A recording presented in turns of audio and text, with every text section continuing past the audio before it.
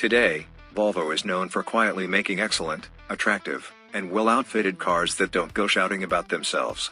Barring outdated infotainment and its center console setup, the 2025 Volvo XC60 very much delivers on that front, and this review shows the version with the base engine is worth your consideration. What's new for 2025? Not much.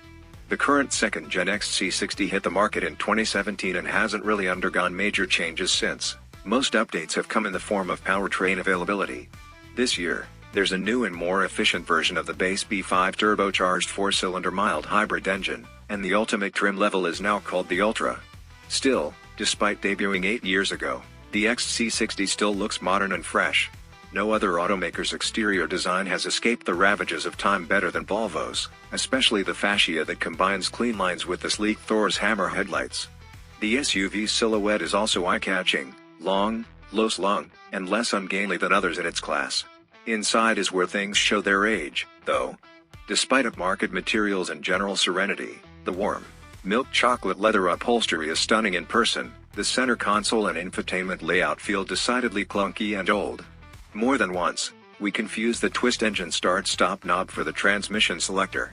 And the portrait-oriented screen, while attractively flanked by the two vertically oriented air vents, was positioned too low and difficult to read due to its small font sizes and poor resolution. Touchscreen everything was perceived as cutting edge in 2017, but as was the case then as it is now, having to adjust climate with a screen rather than buttons while driving is distracting.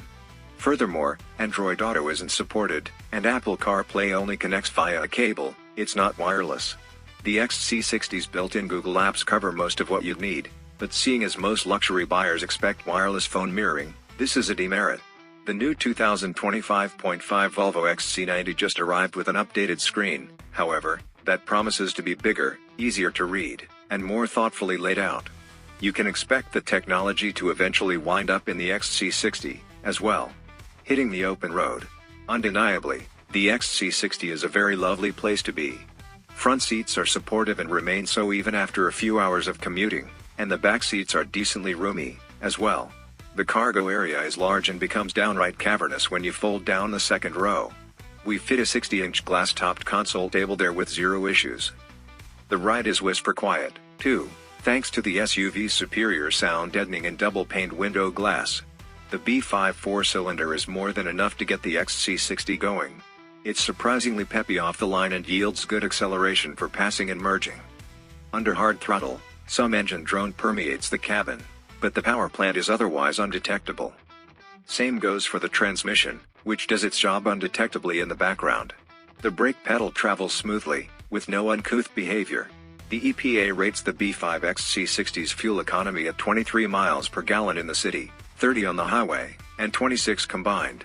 In the week we spent with it, which included mostly highway driving and some local runs, we averaged an indicated 27.3 miles per gallon.